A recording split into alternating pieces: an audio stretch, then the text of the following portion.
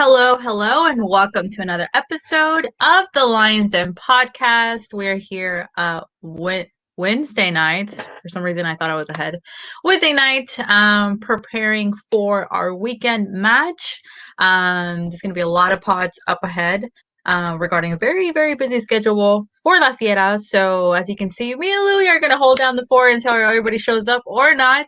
We're going to talk everything that has to do with international duty for our Fieras, what players went out, how many minutes they got, and we're also going to talk about previewing versus our Sunday match with Los Diablos Rojo de Toluca. Very interesting match and the start of a very interesting series. So yeah, if you guys are watching us via YouTube, Periscope, and we are now live on Facebook, you guys are more welcome to share your comments with us. Do you disagree? Do you agree? Give us whatever your thoughts are. We'll post it on the screen and have a conversation about it. But yeah, so thank you for joining us. Louis, hashtag El Fiero Viajero. How are we doing tonight?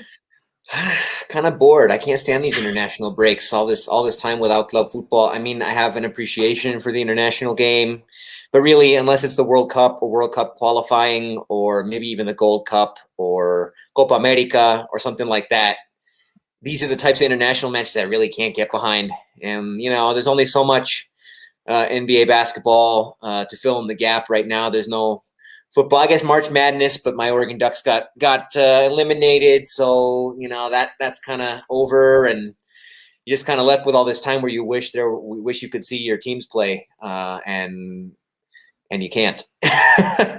Definitely, yeah. It just makes baseball does start tomorrow.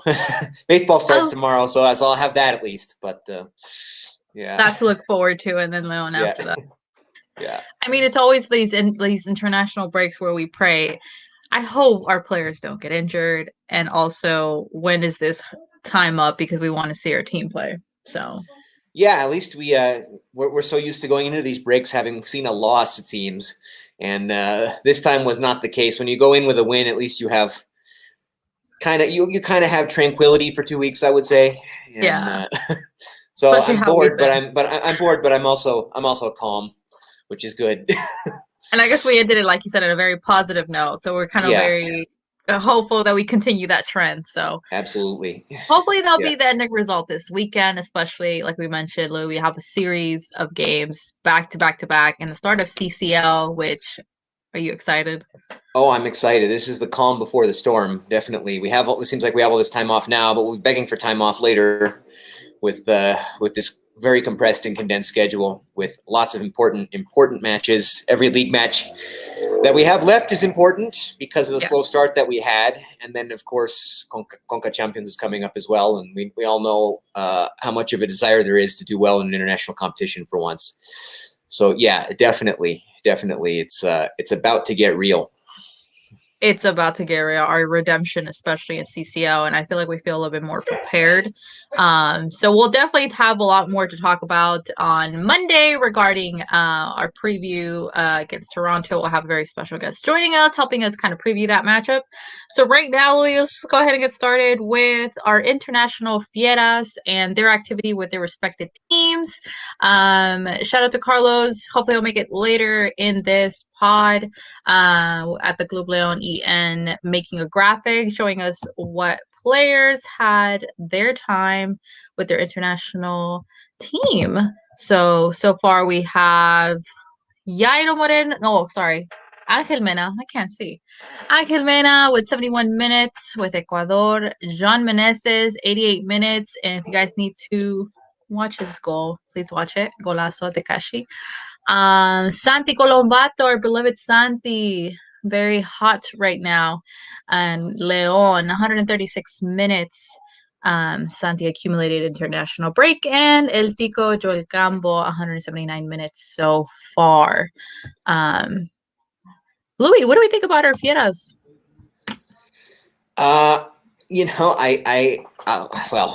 before I say what I really feel,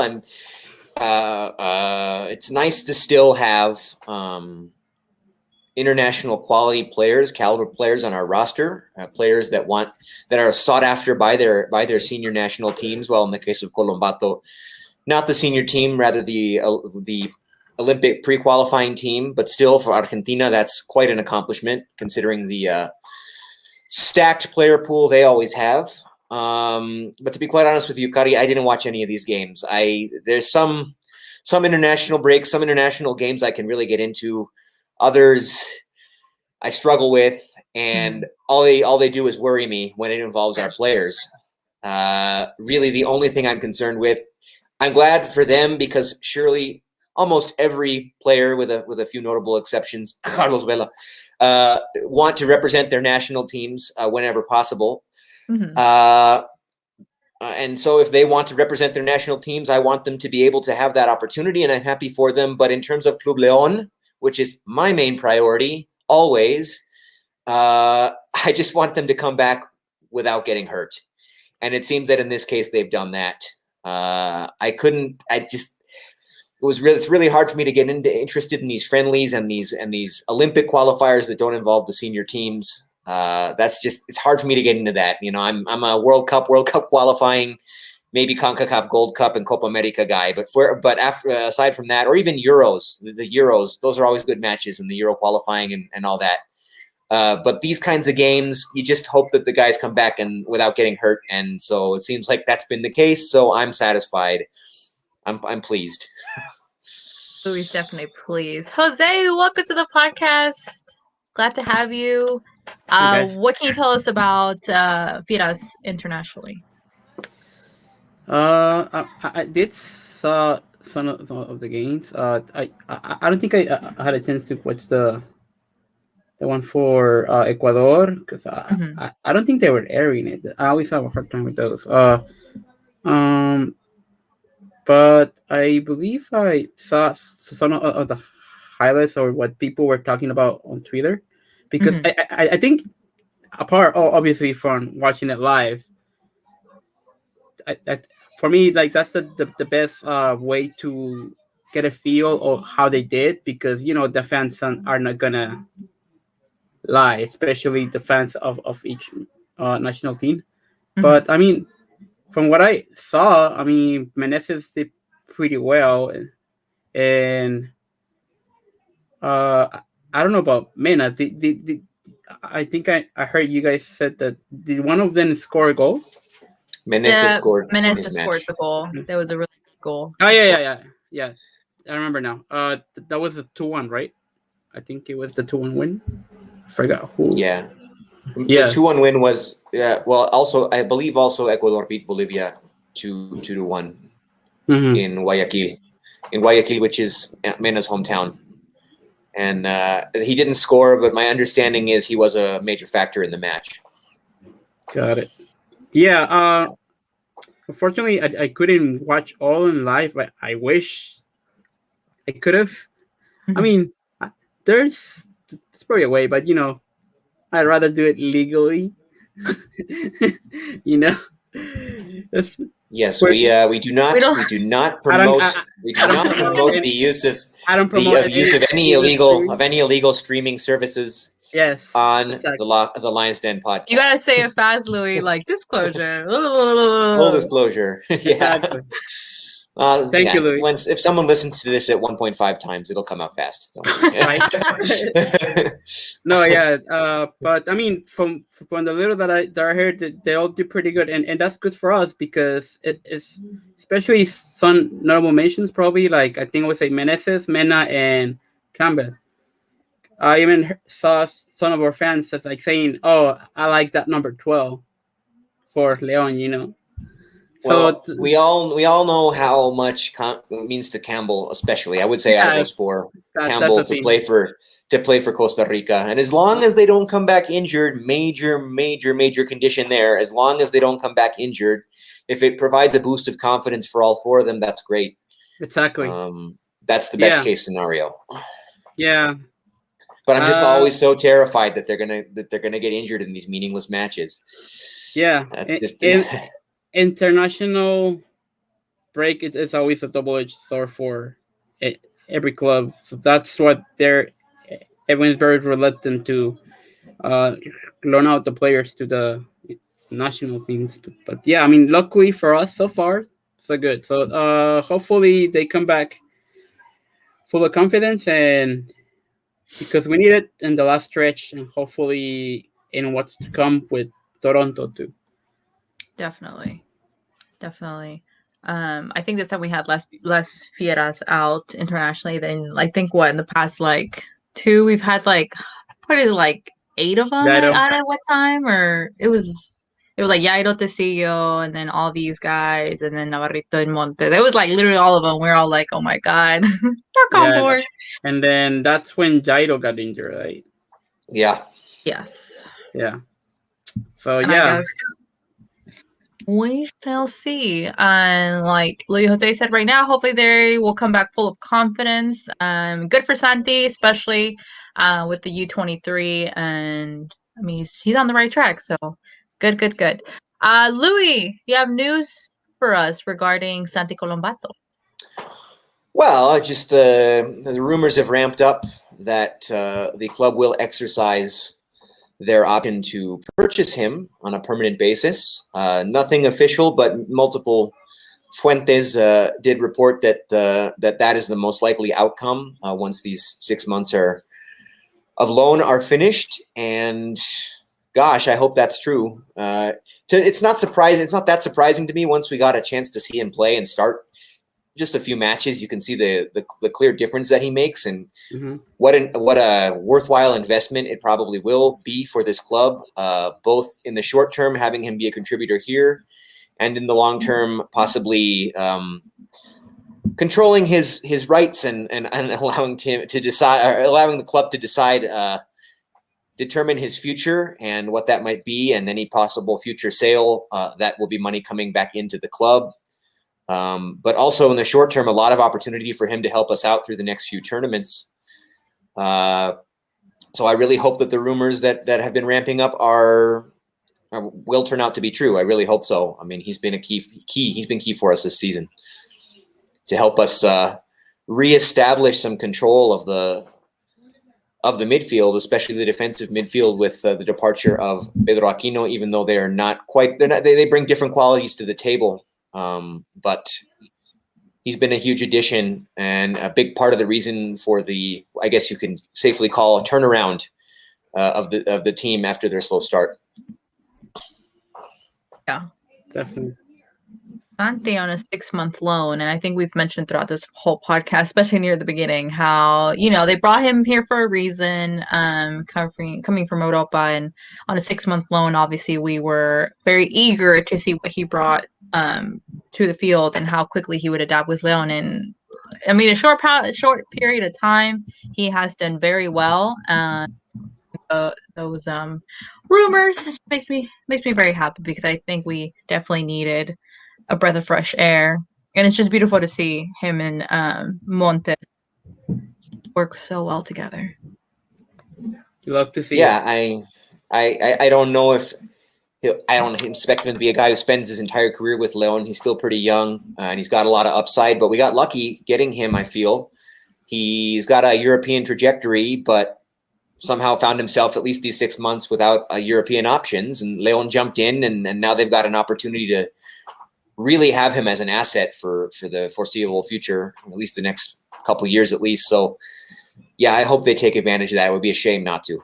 Yeah, we were very lucky. I mean, his career has probably gone like, and it's not like ups and downs, but at least from sources in Argentina, or people in Argentina, like, even though it hasn't gone like the way you would expect from usually Argentinian players to the team in Europe, usually,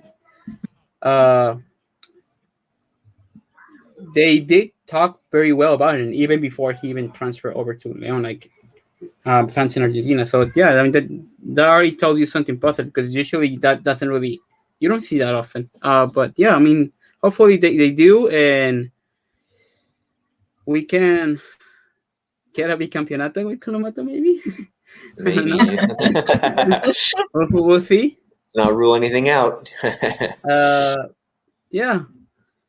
I mean, that will be like, I don't know. That has to be like, if you sign at Leon is successful, that has to be up there, either in the top 5 or top three of the bargains, probably. At least in terms of like right now of in recent years that that not now we actually know how much the transfers where how much money was coming into the club. Yeah, I mean alone, and then depending on how much is his vital close, then that could be a really a bargain. Thinking on transfer market, the highest market value is 1.65 mil. Yeah, it's pretty. That's not that. But yeah, that's the. But we also have to keep in mind though, like that's transfer market. That's one thing is transfer market, and another thing is how much is the club that's Close. yeah, how much do they want? But Yeah, well, I mean, if he ends up making the Argentina Olympic squad and goes to the Olympics and does well, that market value will skyrocket. yeah, I mean, that's the thing. You don't generally have. It's a rare thing. I know it's the Olympic squad. It's mostly U23 players, but it's rare for players in Liga MX, Argentinian players in Liga MX, to be involved in any level of their international selections. That's just rare, just because of the player pool that Argentina has. All the players they have to choose from, even at a U23 level. So if he continues to be a factor, if he continues to be considered by Argentina squads while playing for Leon, and we own his rights, his market value in the next couple of years should skyrocket. Yeah, I think what's going to be the deciding factor of how much money the clubs have to pay for him, it's going to be if a clause and a fixed price was already agreed upon, like when the loan Before he signed? Yes, when the loan was established. If they're like, okay, so we're gonna send you on a 6-month loan, and if they trigger the buyout clause, then they have to pay this much. If something was already agreed on paper, then I don't. Figured him out a good bargain. Yes, exactly.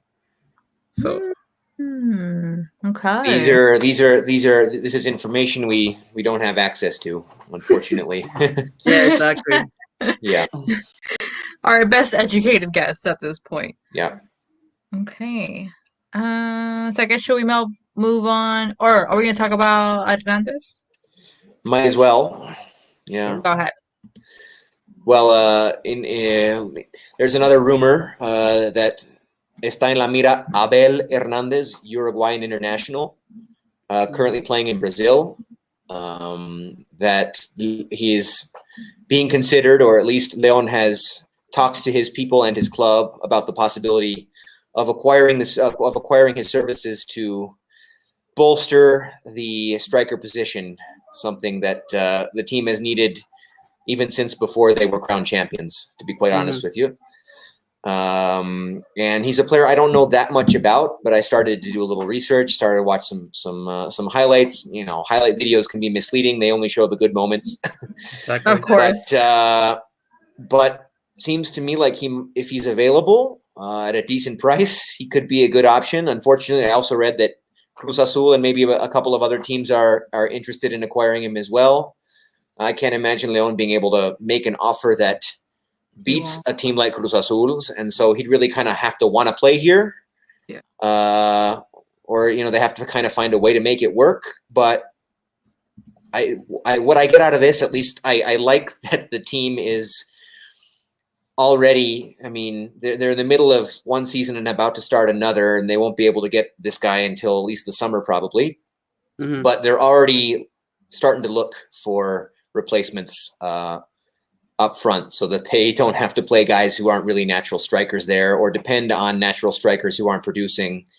They're actively looking for new talent to bolster that position of need, and whether it's Hernandez or not, it's a good sign, I feel. But I think if it ends up coming true, I think that would be I'd be happy with. He'd be an option I'd be happy with. Yeah, I think from I had heard. I don't know, like just like you, I don't know much about him, but I did. I had heard him when he was in the Serie A. I forget what team he was in. Let's see, he was in Palermo back then. But when he was there, I don't know why. I never really researching when he was in Palermo, but I had the impression that he was more of a winger for some reason. I don't know. But now I see like the most of his career he's played as a center forward. Very little. He knows how to play in as a second striker, but he has had to done that throughout his career very few times. So mainly a center forward, but right now he's not doing too well. Uh, Internacional and in the Serie A in Brazil. Uh, from what seen, his biggest highlights were when he was at Hull City. Uh, what season was it? In the 2015-16 season. That season, he actually scored 21 goals. And while in Palermo, his biggest season was back in 2013 and 2014. He played 28 games and he scored 14 goals. But I would say probably he hitting the double digits. Those are his like season wonders, because that's those 2 times are the only times that he has hit the double digits, at least 10, or either be more than 10 or 20. I From mean, is he there, getting an international like yeah, player really our solution up front? I don't know. Is it? I mean, if even if, I mean, it seems for the club is more easier to look for an international solution rather than Putting one an of the youngsters up there.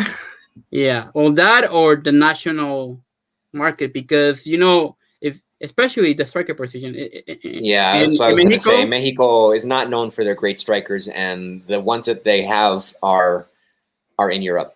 Oh, Or yeah, nowadays we are not known because there's a shortage.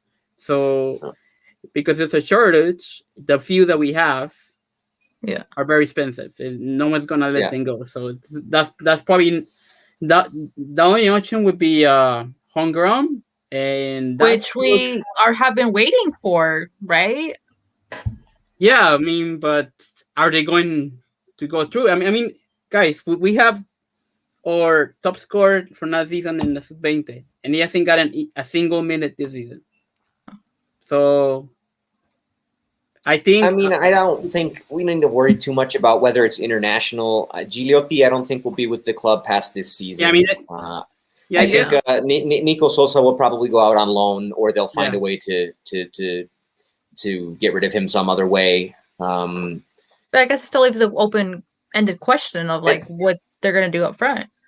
Well, we've been playing international players up front regardless, whether it's Campbell or Davila, but neither of those guys are nominal strikers. As I've said ad nauseum on this podcast, that they're forcing them into those positions. They've kind of, sort of, on occasion had success, but it's not consistent because that's not their position. Right. So, but yeah, I it's going to be hard to find the quality of experienced Mexican striker that we want, given the trajectory that this team wants to continue to have. I mean, they want to be contenders. I mean, they want to be contenders for the foreseeable future.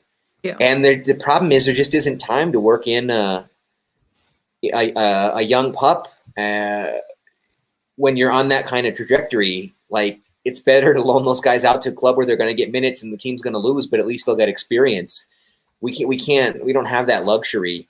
We struck gold those 2 seasons with Macias, but that was it. The thing though with loans for us though, they don't seem to work. Like every time we loan out a young player, because either they're not doing very well or they don't have enough chances because there's someone a senior level ahead of them. That so far hasn't turned out well for us. Like se pierden, like Yeah. they either just keep loaning it out and eventually they just get forgotten and then sold to a second division team, or in worst case scenario even third division, or like Aldo Magaña, like he's in Costa Rica now. So like that's usually, yeah. So it's that, I don't know, that hasn't worked out for us. But yeah, I agree with you. Like I don't think it really matters right now. No, I Who just who's up there? yeah. I guess we'll Which keep on saying what other rumors come, because I know this won't be the first or the last so far. yeah, we right now, like I think regardless of who it is, like I agree with you guys that I would like them to give them a chance to homegrown player, Mhm. but that's probably unlikely. But I think right now, regardless of who it is, if it's homegrown or foreign, we just need solutions, because even though right now it's like a patchwork up front, like Yeah. it's not really a permanent There's no solution. It's, exactly. so I think that's what should be our priority right now, like to find a solution to the striker problem on the front right now. Whether it's Yeah. Abel Hernandez, I don't know. But yeah, I mean, at least for me, like if he does come, if he arrives, like every player, give him a chance and see what he can do. But we'll see. This is for now. It's just a rumor. Guess we'll have our own rumor section in the pod. So moving along to preview against Toluca, Ryan said, "What's up, y'all? We will see you next week, Ryan. Thank you for stopping up and Thank you for joining." stopping. Okay, guys. So we have Toluca return of LigaMX this week. Thank God. Thankful. Mm-hmm. Well, right, Louis. We're thankful. Yes, soccer. Yes. Probably Louis biting his nails. So eager to be back. So game against Toluca, and then we have midweek. So in regards to that, what are we thinking a possible lineup might be this weekend against Toluca? What are y'all's thoughts? That's kind of, man. It's tough to say. It's tough to say. I think because yeah. Well, it's harder to say now than it would have been a little while ago. I mean, if we were still in a free fall in the Liga MX calendar, I would say he'd rotate heavily against Toluca and use his best possible 11 against Toronto. But now I think they kind of smell blood in the water in the Liga again too. I mean, you don't want to. I mean, you want to, if you can keep moving up the table there and still have a shot at the end, regardless of what happens in Conca Champions, you want to do that too. So, man, I don't know. I'm gonna say mostly the same lineup that played against Santos. Maybe a couple surprises. You think starting so? lineup, I think he might tweak it. Like how much though? That's the question. He's going to tweak it. I think also might start this weekend, and I think he's gonna keep Santi for midweek. That could be, especially because Colombato's coming back from international duty in Japan. He had to go by far the longest way of anybody. Actually, that's a good point. Do we know when they're gonna be coming back? I think Colombato should be back in León, but he had to make a trip, a really long trip. He was finished before the others. Yeah, so, because and he was back on his way back to Mexico the next day. But still, I could see him being safe for Toronto. I could see that. I could see also starting. I could see Mosquera perhaps starting in against Toronto. You see Mosquera in the starting lineup? No against Toluca. Oh, sorry. Okay. I meant to say against Toluca. I was confused. I was like, wait, what? Yeah. Remember, in the Conca Champions, as far as we know, they don't have any rules about how many foreigners can start. So that's another thing to consider. Guys who haven't seen much action lately. Maybe Davila gets held out completely against Toluca, plays against Toronto. Maybe Gigliotti maybe Gigliotti starts against Toronto. Like this, that's what I've been speculating. We'll have to see. It's really hard to know. Like, I mean, I know we'll definitely talk preview for midweek more. I guess we're just literally figuring out what kind of balance of players is between these two games so close by. But I think the lineup that has been repeated twice will be the lineup against Toronto. So the stronger lineup. You know, there's something else that we had, like so we're talking about Toronto, but right now I'm not sure who's gonna start with Toluca because that's what I'm saying. Like, what kind of tweaks if? Yeah, I think it's gonna depend on who starts because because we know that what Embrace does sometimes, especially when they're in international duty, he'll give them some rest or he won't start in and he will put in half time or given like less minutes. So I think maybe that might happen. So I can also see like Jairo Moreno starting this weekend because he looked awful against Santos. Especially. I can see him starting this weekend. Maybe si le llena el ojo, he'll start Toronto too. You know what I mean? That could be a possibility. Maybe he'll start Mosquera this week. Yeah, well, that's what I'm saying.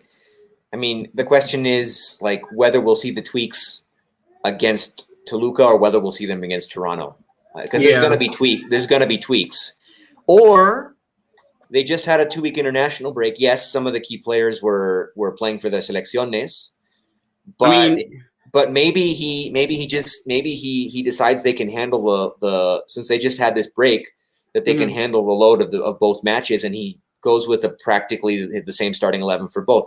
It's hard to know. Yeah, I mean, if I'm not Chambris, but if I was saying like if I would wait both teams, I think it will be safer to maybe make the changes in Toluca because you still have far more games where you can still get a better place on a table or still para llegar a liguilla as versus Toronto's.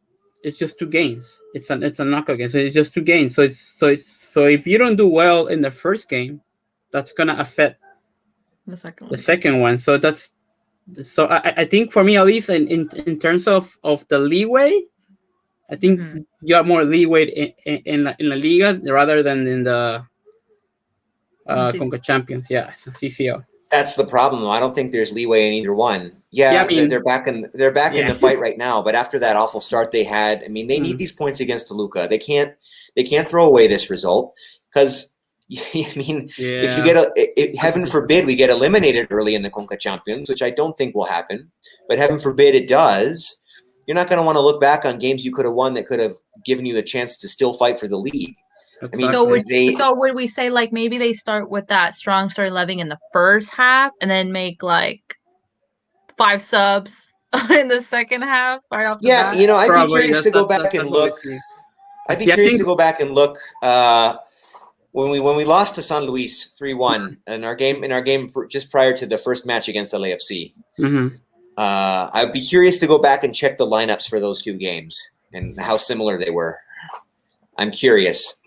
Obviously, we had a different roster back then, slightly. But I remember before the game against LAFC. I'm pretty sure what he decided at that time was to put a weaker squad in the Liga, but the reason why he did that though is because we were at a different position last season than we are now. Like now we're we're in a up We're high, fighting. and yeah, and we're fighting to get in a place. And last season our place was sealed pretty much. Like Yeah. we were just racking up points just to rack points. Like, but we don't need them per se. But yeah, I think we can't really compare it. It's different positions than what we are now. Now we're like against the wall because in both competitions, uh, like they say, you gotta strike while the iron's hot, and right now it's hot in both. So it's difficult. Yeah, I don't know. I think since this is coming right after a break, I think he might go pretty hard in both games and use as close to an ideal 11. And then, of course, see how the game is going.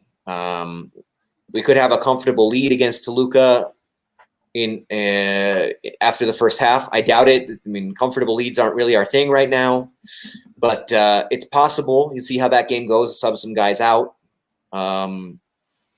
But go hard these first two games. Try to get a really good result. Sorry, we're not supposed to be previewing Toronto yet. I know. No, it's factor in because we're kind of deciding on what's going to happen Sunday. But try to get a really good result, like a convincing result at home against Toronto, like we didn't do against LAFC a year ago enough. It seemed like it maybe was enough at the time. Clearly wasn't enough. Try to get a more convincing result, home leg result than that one. And then maybe not have to go as hard in the return leg. I don't know. Getting way ahead of ourselves here, but there's a lot we don't. There's a lot that even Nacho Ambriz probably doesn't know about what lineups he's going to go with over the next 4 games. But then we have Atlas, and Atlas has been on the rise. So that's like coming after a midweek game, and we know, especially in the past couple of seasons, our turnover of back-to-back games is not that great. So I'm hoping this time around. I mean, they have the depth, so why not? Yeah, there's well, in paper, in paper, on paper, yeah. Mentally, I guess we'll get there. Ryan said, "I think y'all try to fight for the defense at the Bicampeon a little bit harder, but I think your 11 against Toronto will be strong as well. I thought your starting 11s were strong during the 2020 CCL, and I'll be watching the Toluca game for sure. So we'll see how that will factor into the." Except for the Godinez, no. Yeah, I can't agree wholeheartedly with those points, Ryan. First of all, we're not starved, but like the next step for this club to make its mark in the history of Mexican soccer is to go hard and get an international title. We need an international title. This team is missing an international title. It's something that other teams have and always have that argument hang over our heads. And especially after the blowout, the failure last year, that peso hanging over our heads is even heavier. That's what I was gonna say too. I think now I'm actually gonna agree with Kari that the second one is gonna be the stronger one because. Like you even mentioned it, and we even saw it on tweets, like when they were celebrating the octava, how the players were eager. Like the first thing they talked about, or I think it was either Louis or Carlos. The first thing the players talked about when they won the title is that they wanted the CCL title. Yeah. So I think he's probably gonna put more the stronger side on the CCL for sure. I think now that I think about it, it's a gamble, but I don't know. I think that's probably what's gonna happen. There's more pressure to do well in that, I would say, maybe than in the league right now. I mean, they're defending champions, and they already have a bicampeonato in short tournaments to their name.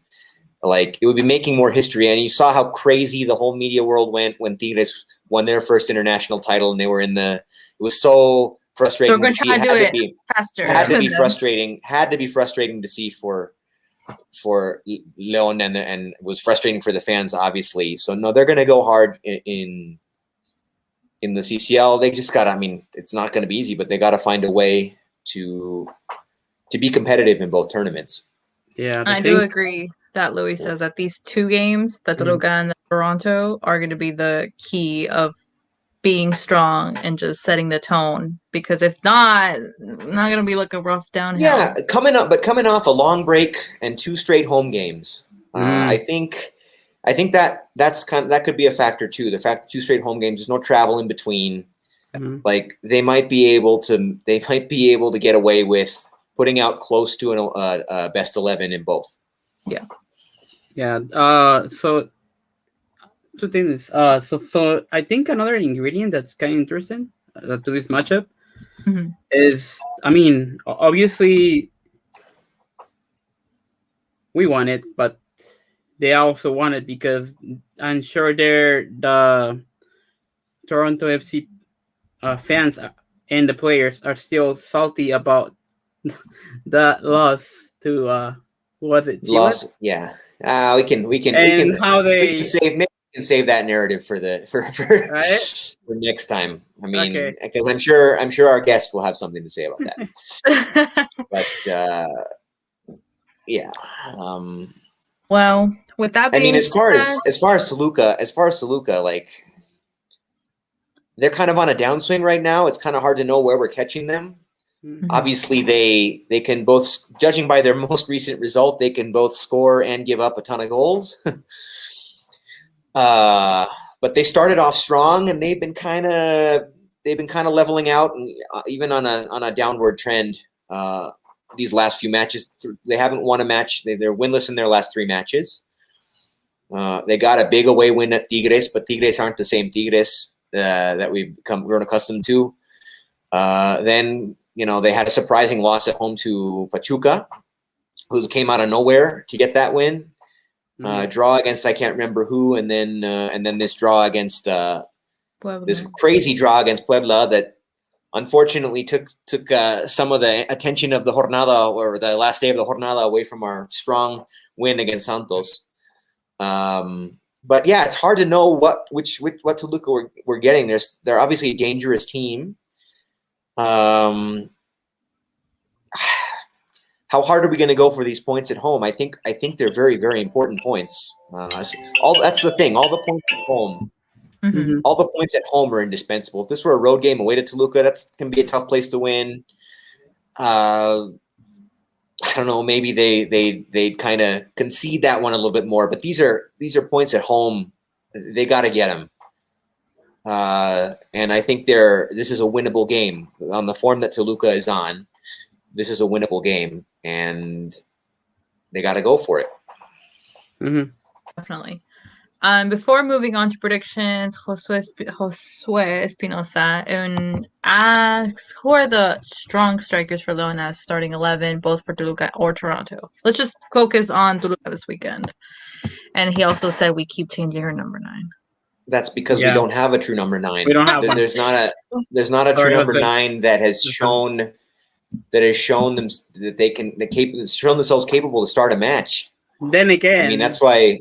Then again, we found out that Gigliotti wasn't starting because for his contract, if he plays this and so minutes, we have to exercise the buyout clause. So maybe that will be starting for Toronto versus Toronto. Maybe, who knows? We can just use them all.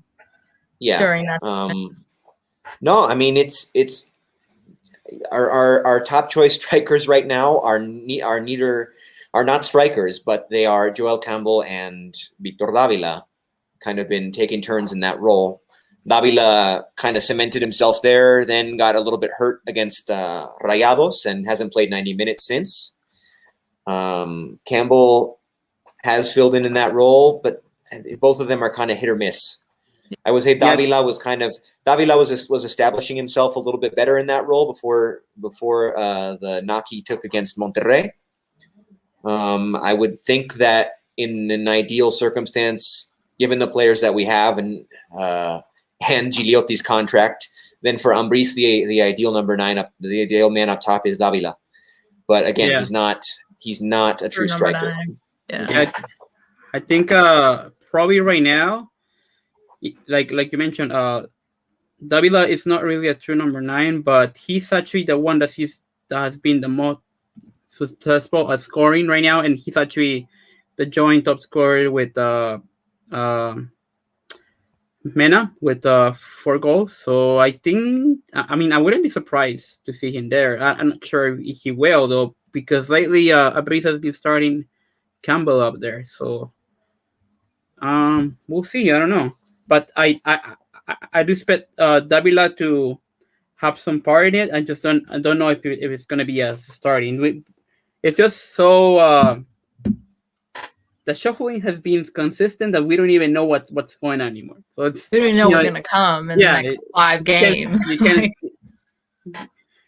You don't know what to expect anymore. So it's either Campbell, Davila, or wild guess for CCL, Gigliotti. So that's pretty much what there is. Well, Josue had an interesting question. Also, if León wins CCL and the bicampeonato, I think they have a strong case to be considered el Quinto Grande. They will always find something, Josue. They're like, no, you need this, and this. So, you know, but yeah, I don't get into that. I have a hard time with that Quinto Grande because I'm not even sure Pumas is the Cuarto Grande. Yeah. You know, like so.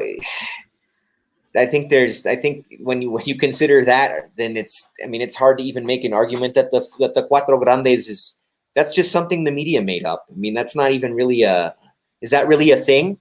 I don't know. Well, I'm gonna say we should give this question to Javier when he's back on the show, and he can, because he's more into that. All I'll say is it doesn't concern me. I mean, what concerns me is winning now, not what we've done before. I mean, other than getting that one I want to get that international title. I want to have that in our trophy case. I want that to our record. Whether or not it adds to our case to be the Quinto Grande, I don't care about that. Yeah, but it's like an itch. Honestly, yeah.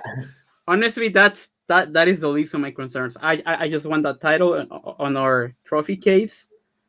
So it just we can say we got one quicker than Tigres. Yeah.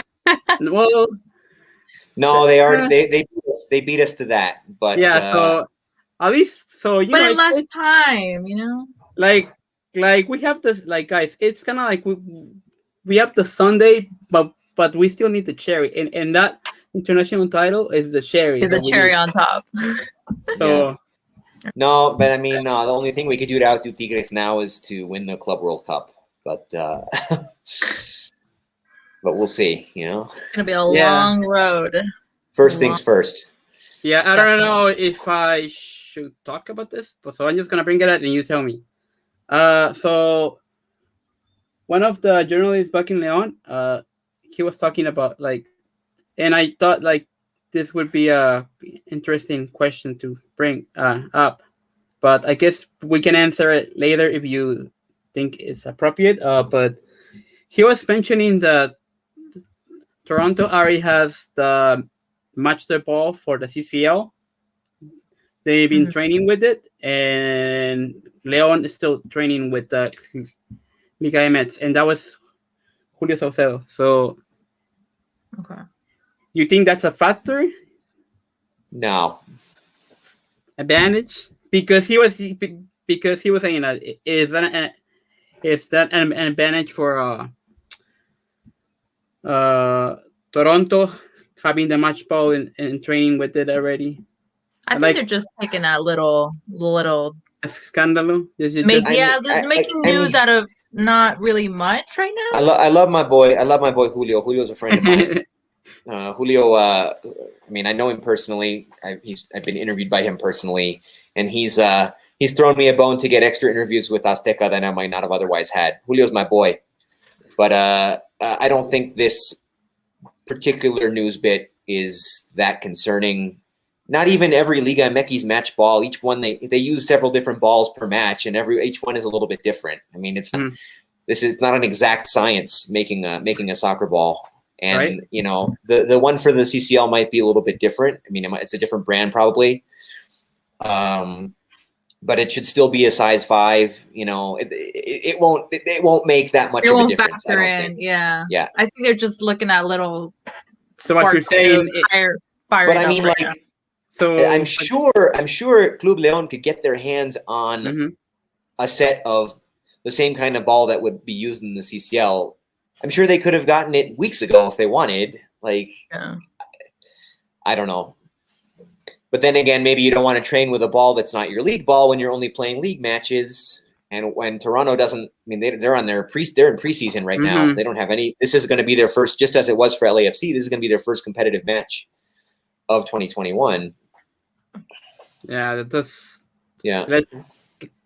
yeah. I mentioned it before, but let's not make that mistake. And like, I don't want to like, especially if I might not be able to get to the match and in the US and this time around. But if I did have the opportunity, I wouldn't want to have to go to a match and then 3-0. That was horrible. No, not cool. that was not a good experience. That was not a good experience. My first No. official match in the US and for Leon, and that's And what that's I the got. scoreboard. Yeah, that was. Let's not talk about that. We don't like to talk about that many sad moments on here. But what do you guys say if we go ahead and give our predictions for the Toluca matchup this weekend? Okay. Sure. Let's do it.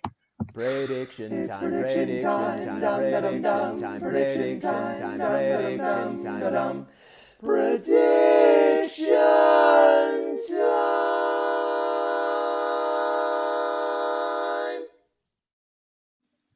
Prediction time. LigaMX we're returning this weekend. Louis, what is your prediction this weekend? And it's tough to know what Toluca we're going to be getting. I mean, they might come in motivated because they know we've got a double match week, and that we're going to be dosificándonos maybe just a little bit, and they might try to exploit that. And they're a dangerous team. I don't think they're not. They're a few pieces away from being a true title contender. They started off hot, but now they're kind of coming back down to earth, and they're scary. They're the team that's always scared me. They're always dangerous. But I think we find a way to get. I don't think it's going to be a blowout. I mean, we're not a team that gets blowouts anymore. Really, all our wins are kind of close. But I think we're going to get. I think we're going to get a 2-1 win at home, something like that. 2-1. Yeah. One. Jose, your prediction.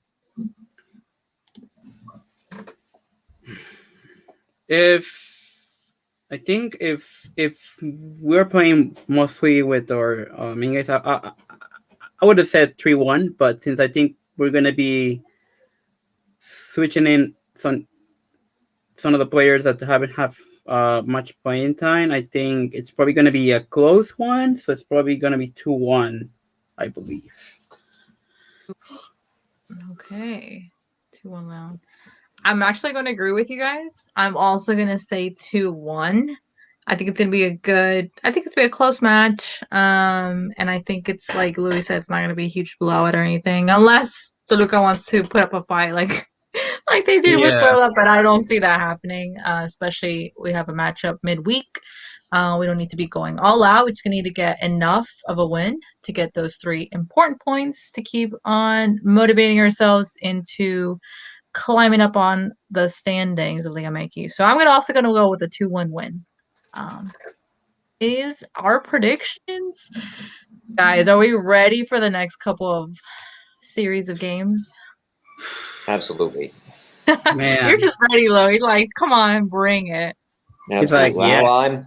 Well, I'm just waiting for them to confirm that there will be once again live attendance for these upcoming 2 matches at El Glorioso. I don't have any reason to believe it won't be.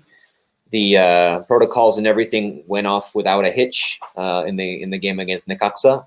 So I assume that will be the case. But I'm waiting for them to confirm. I already have my tickets for the game against Atlas in Estadio Jalisco. They were being kind of jerks about it and forcing everyone to buy tickets for the 3 remaining home games that Atlas has. One of those is the Clásico Tapatío, though, so I'll be selling those tickets on StubHub, and I'm sure I will be able to get my money back that I paid for them. So, yeah, Oh, good. hopefully. Awesome. Yeah. We'll definitely catch up with Louis and his trips to the stadiums. So definitely expect a video on the Lions Den podcast for this coming up matchup if everything goes well. So yeah, thank you guys so much for joining us via Twitter, on Periscope, YouTube, and yes, we are now on Facebook. So if you are catching us live, let us know. We'll be broadcasting multiple podcasts coming up because Leon has lots of matches. So we'll keep you guys in tune with everything you need to know about Club Leon, previews, post games, everything you need to know. Make sure to follow us at the Lions Den Podcast on Twitter. Follow us on our social medias. We'll keep you guys updated, especially during live games. Also, don't forget to follow at Club Leon EN. The unofficial, official, I like to say, keeping you updated with everything that you need to know with Club Leon in English. If you guys are catching the game on there, be prepared. Carlos will provide all the videos and stuff. So yeah, we will be taking off. You guys don't forget we have next Monday night football previewing the Toronto game with a very special guest that has been interacting with us on the chat, Ryan. It will also kind of be debriefing a little bit about what happened in that Sunday night matchup with Toluca. So lots of good content coming your way. Thank you guys so much once again for joining us on this Wednesday night, talking about this upcoming matchup this weekend. Guys, we are taking off. See you in the next one.